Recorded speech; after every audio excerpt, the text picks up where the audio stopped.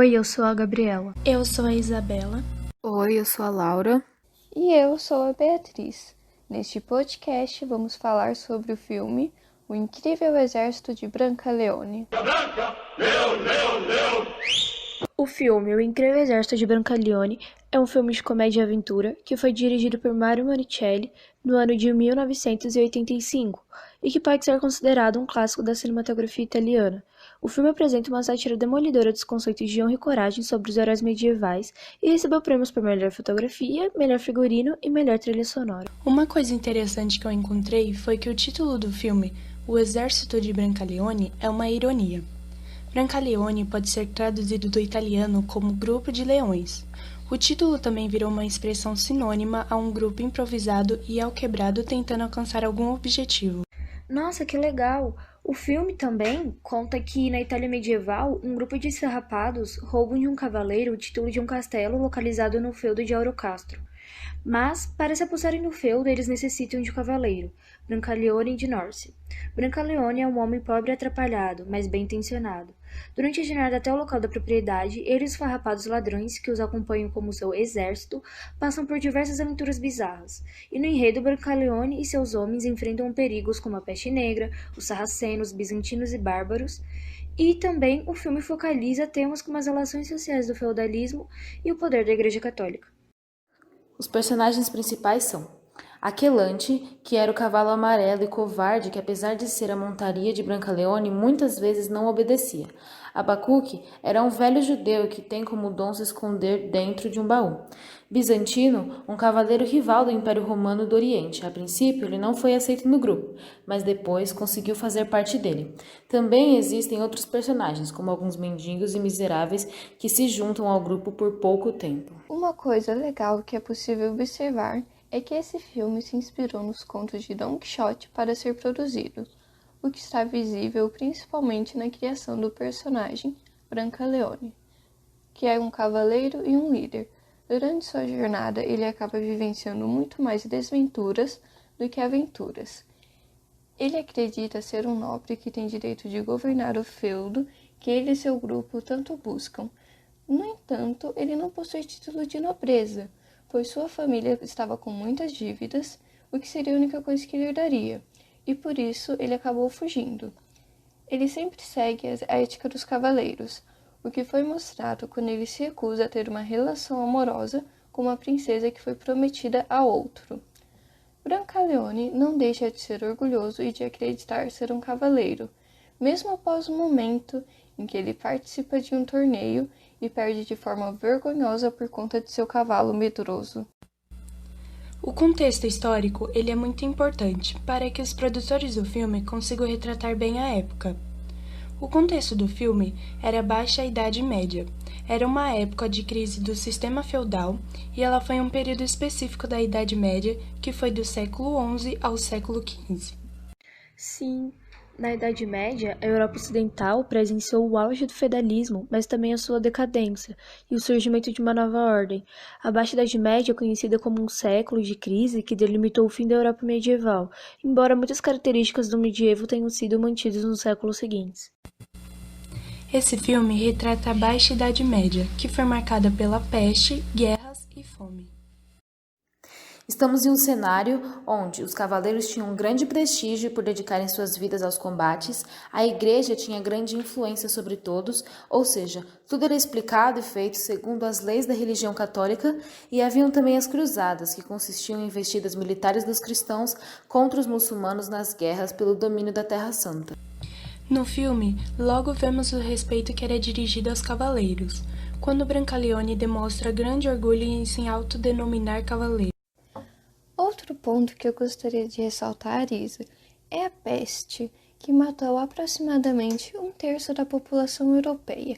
Esse elemento foi representado quando Brancaleone e seu exército desajeitado de 4 integrantes se dirigiu a uma cidade devastada pela doença, onde não havia quase nenhuma pessoa.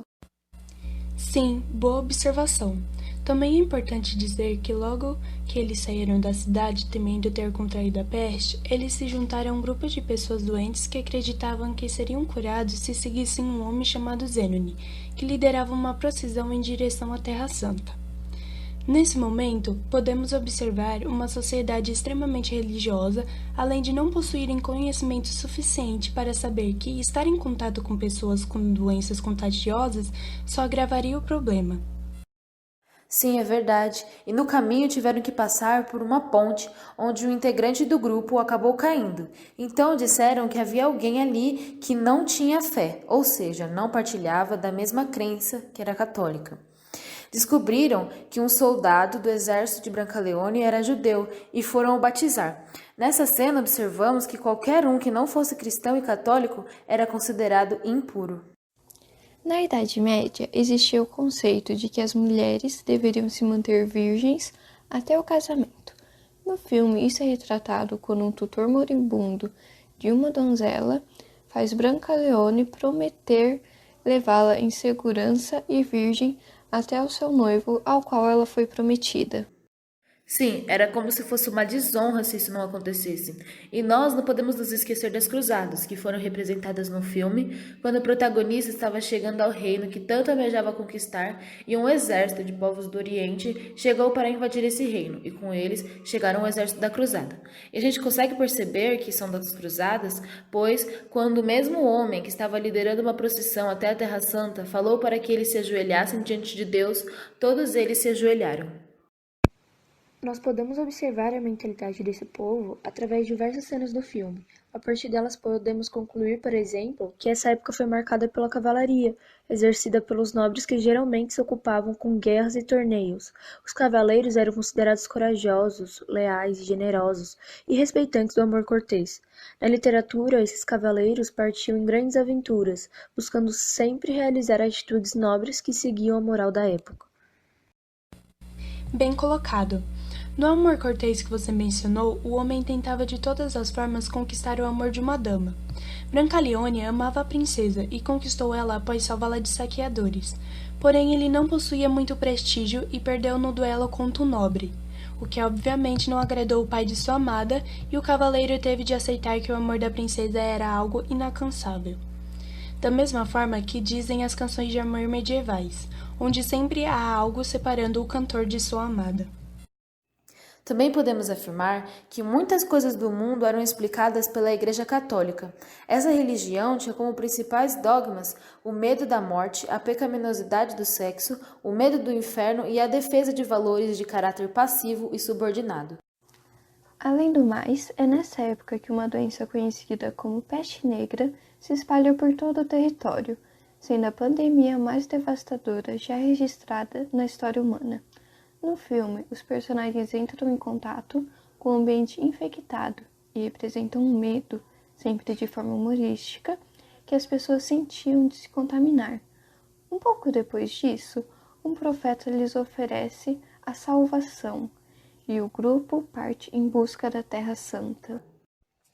Nós também podemos observar a forma de poder na esfera política, que foi baseada na relação de suzerania e vassalagem.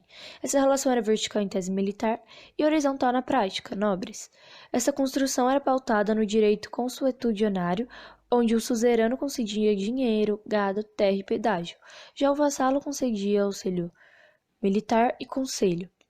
Já o contexto econômico ficou marcado pela agricultura de subsistência e com poucas relações comerciais. O usual era a relação do escambo. Assim como na organização, que se dava pela estrutura estamental, que tem baixa ou nula mobilidade, hierárquica e de privilégios.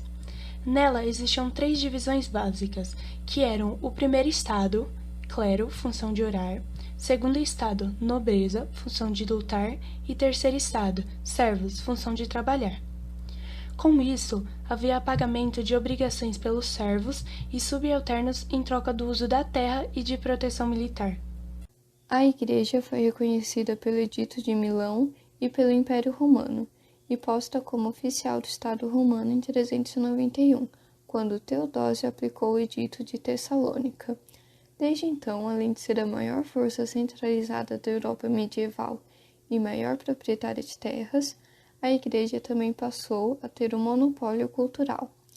Baseado no controle ideológico, onde a Igreja regulava as relações sociais, e da escolástica, onde havia submissão da filosofia clássica grego-romana aos dogmas da religião católica, o que resultava no monopólio da tradução e interpretação das obras.